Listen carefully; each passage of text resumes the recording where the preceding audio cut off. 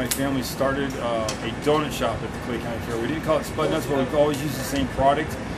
In 2010, we got back into the Clay County Fair, and my sister had researched it. We knew we were using potato flour, so when she researched potato flour donuts, they are called Spudnuts. So that's she decided to call it Spudnuts. It's kind of a fun word to say. You just say Spudnuts. Well, Spudnut is a yeast, potato flour, but it also has wheat and barley in it. But it is a yeast-risen donut. So what you have to do is you have to add flour to the mixing bucket. Then you add the water to the mixing bucket. You mix it for about 2 minutes. You add the yeast to it. Once it's mixed up, it takes about 8 minutes to get a good homogenized mix. At that point, you give it an hour rise.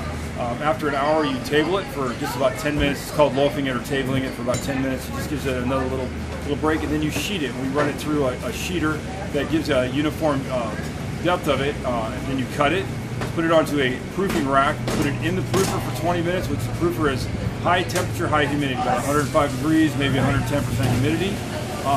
After 20 minutes, you take it out and drop it into some hot shortening and cook it up, and then you get yourself a delicious Spudnut. It's really hard work. There's no secret to it other than it takes an incredible. It takes quite a bit of time. It's about a 2.5 hour process to go from flour and water to finished Spudnut. So it's just you're moving a lot of heavy bags of flour, 50 pounds, the shortenings 50 pounds.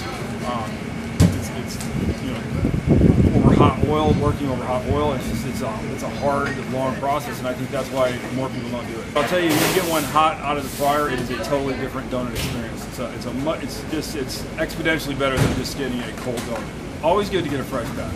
Always good to get a fresh batch, and that's what's nice about the Clay County Fair, because it's so busy that they're constantly cooking all day long. And when you come down here, you're going to get a warm donut in your hand, and it's just the best way to have the donut.